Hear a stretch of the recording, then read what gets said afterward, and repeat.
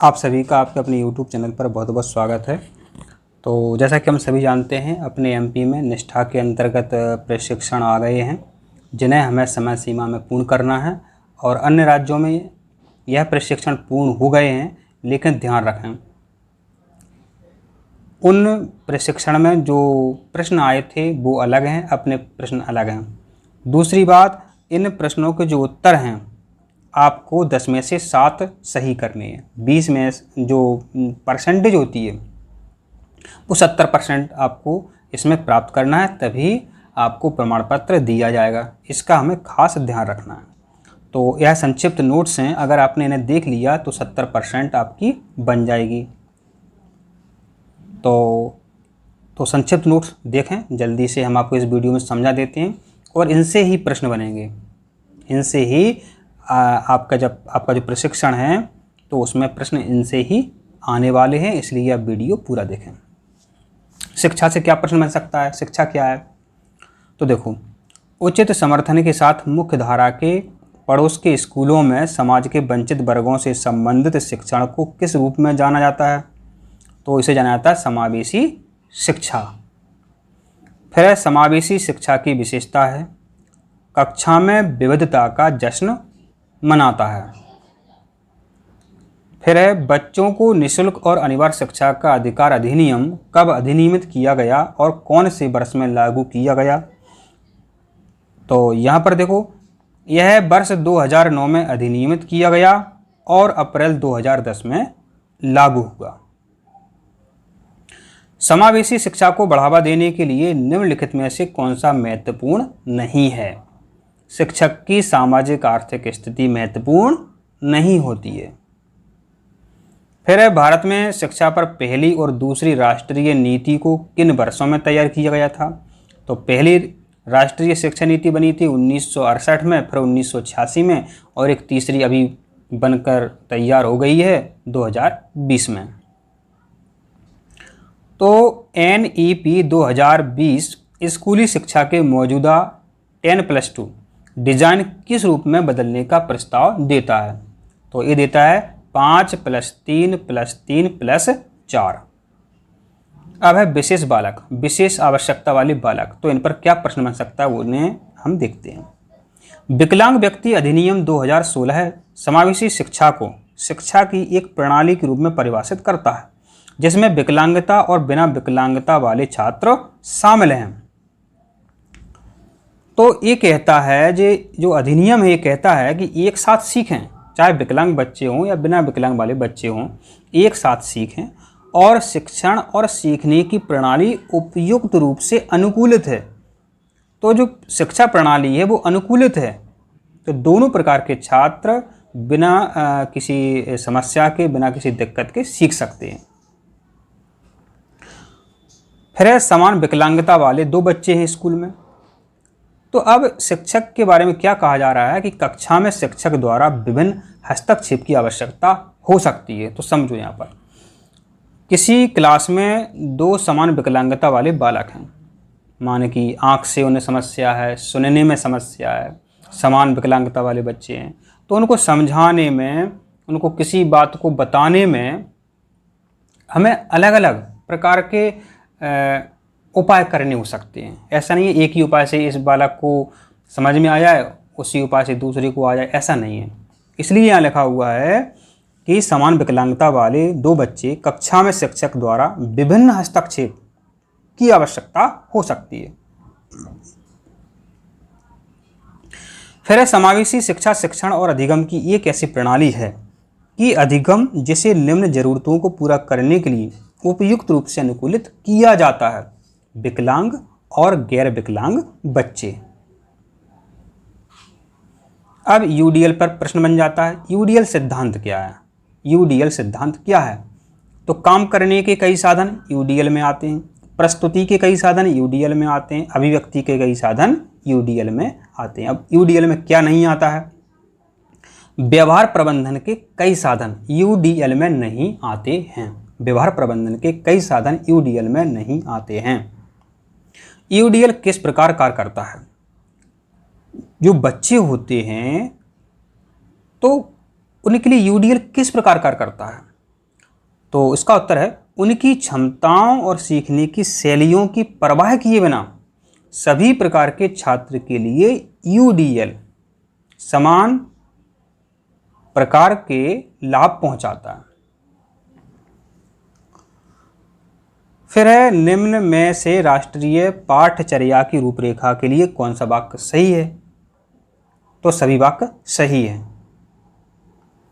फिर कौन सा कथन पाठ्यक्रम के लिए मान्य है? माने जो पाठ्यक्रम क्या होता है, पाठ्यक्रम की विशेषताएं क्या होती हैं, पाठ्यक्रम की परिभाषा क्या होती है। तो पाठ्यक्रम में जो तत्व शामिल हैं वो देखते हैं। पाठ्यक्रम जब पूर्ण हो जाता है तो मूल्यांकन किया जाता है, ठीक है।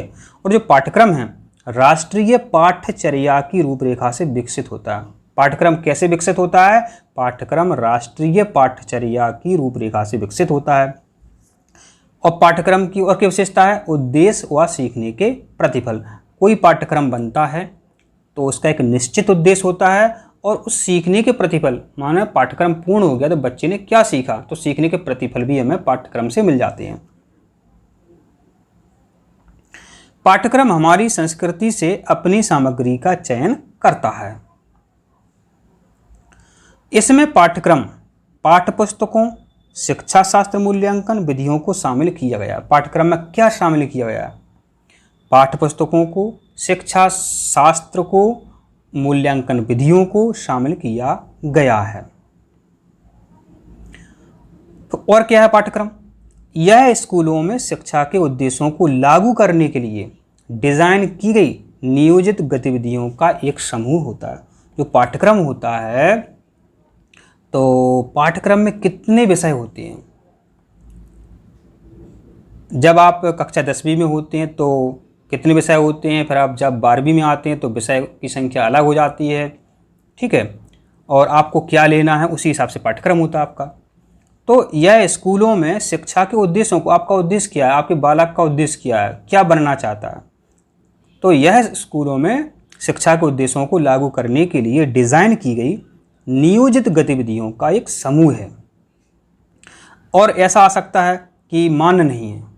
पाठ्यक्रम में क्या मान्य नहीं है? तो पाठ्यक्रम में डिजाइन मान्य नहीं है। अब पाठ्यक्रम पर एक आध प्रश्न ऐसा बन सकता है कि एक पाठ्यक्रम है, क्या है? तो एक पाठ्यक्रम है, इसे सभी पाठ्य पुस्तकों को विकसित करने के बाद विकसित किया जाता। एक पाठ्यक्रम क्या होता है? जो पाठ्यक्रम होता है पहले पाठ्य पुस्तकों को विकसित किया जाता है, उसके बाद पाठ्यक्रम बनता है। फिर इसे विषयों और विषयों की वर्गवार और विषयवार सूची प्रदान करता है। जो पाठ्यक्रम होता है आपने देखा होगा उसमें अध्यायों के नाम रहते हैं, अध्यायों की क्रमांक संख्या होती है। तो जो पाठ्यक्रम होता है इसे विषयों और विषयों की वर्गवार और विषयवार सूची प्रदान करता है। क्या करता है? पाठ्यक्रम प्रदान करता है। अब पाठ्यक्रम की प्रमुख चिंता क्या है? तो पाठ्यक्रम की प्रमुख चिंता होती है बच्चों का समग्र विकास। आप जानते ही हैं समय समय पर पाठ्यक्रम बदलते रहते हैं। कभी किसी विषय को सम्मिलित कर लिया जाता है, कभी किसी को हटा दिया जाता है। तो सबका एक उद्देश्य है बच्चों का समग्र विकास। तो पाठ्यक्रम की प्रमुख चिंता है बच्चों का समग्र विकास। अब पाठ्यक्रम की प्रभावशीलता किसके द्वारा निर्धारित कर सकते हैं? पाठ्यक्रम प्रभावी बना है या नहीं बना है, किसके द्वारा हम पता लगा सकते हैं? तो इसको हम पता लगा सकते हैं छात्रों के सीखने के प्रतिफल। बच्चे ने क्या सीखा, अगर अच्छा सीखा है तो पाठ्यक्रम प्रभावी है, नहीं सीखा है तो पाठ्यक्रम अप्रभावी है। तो पाठ्यक्रम की प्रभावशीलता छात्रों के सीखने के प्रतिफल से पता कर लेते हैं। अब स्कूल पाठ्यक्रम किसकी संस्कृति को दर्शाता है? तो स्कूल पाठ्यक्रम समाज की संस्कृति को दर्शाता है। अब पाठचर्या पर और क्या प्रश्न बन सकते हैं? पाठचर्या के प्रमुख तत्व क्या हैं? पाठचर्या के प्रमुख घटक क्या हैं? तो पाठचर्या के प्रमुख घटक होते हैं पाठ्यक्रम और पाठ्यपुस्तकें, आकलन व मूल्यांकन, शिक्षण रणनीतियाँ। ये पाठचर्या के प्रमुख तत्व हैं। अब पाठचर्या में शामिल क्या नहीं है? पाठचर्या में शामिल क्या नहीं है? शिक्षक भर्ती व स्थानांतरण, ये पाठचर्या में शामिल नहीं है, पाठचर्या का तत्व नहीं है। शिक्षक भर्ती व स्थानांतरण पाठचर्या के तत्व हैं, पाठचर्या के तत्व हैं। पाठचर्या प्रारूप, प्रारूप माना होता है ड्राफ्ट, तो पाठचर्या के तत्व हैं पाठचर्या प्रारूप। पाठचर्या निर्माण की प्रक्रिया में पाठ्यक्रम को किसके बीच रखा जाता है? तो इसे देखते हैं। पाठचर्या निर्माण की प्रक्रिया में पाठ्यक्रम को किसके बीच रखा जाता है? तो इसका उत्तर है एनसीएफ और पाठ्य पुस्तकें।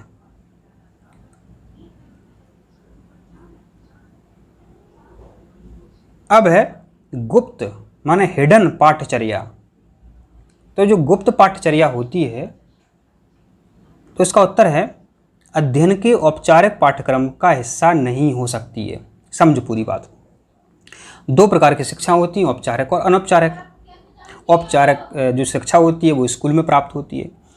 अब नाम से ही स्पष्ट है, गुप्त माने छिपा हुआ। तो छिपी हुई पाठचर्या है वो पाठ्यक्रम का हिस्सा कैसे हो सकती है? तो नहीं हो सकती है। अब है पाठ्य पुस्तक क्या होती है? तो इस पर क्या प्रश्न बन सकता है? कोई राज्य एनसीईआरटी द्वारा विकसित पाठ्य पुस्तकों को अपना लेता है, तो उस राज्य के शिक्षकों को निम्न में से किस स्थान पर ध्यान देने की आवश्यकता है? तो ध्यान दो यहाँ पर। राज्य में बच्चों की आवश्यकता के अनुसार विभिन्न अवधारणाओं का संदर्भ प्रस्तुत करें। तो देखो, पहले राज्य अपने हिसाब से पुस्तकें बनाते थे, चाहे हिंदी की पुस्तक हो, किसी भी विषय की पुस्तक हो, तो उनमें स्थानीय जो बातें हैं, कहावतें हैं, उनको भी शामिल कर लिया जाता था।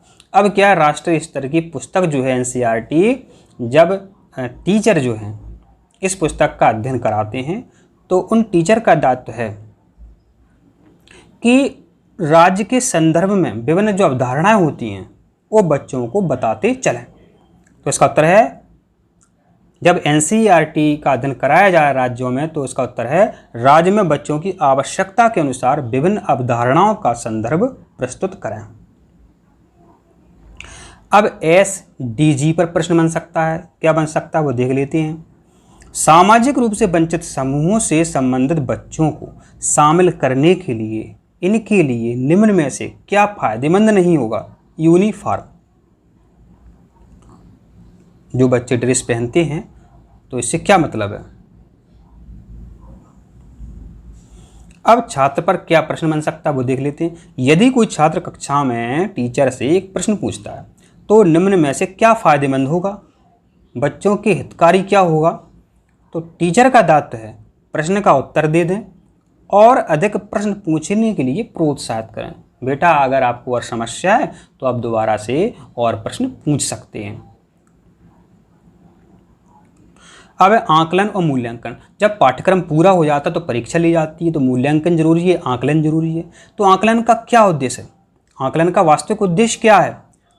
तो आकलन का वास्तविक उद्देश्य है सीखने में अंतर की पहचान करें और आवश्यक सहायता प्रदान करें। इसी तरह वीडियो देखने के लिए हमारे चैनल को सब्सक्राइब जरूर करें। हम इसी तरह वीडियो आपको बताते रहते हैं, लाते रहते हैं।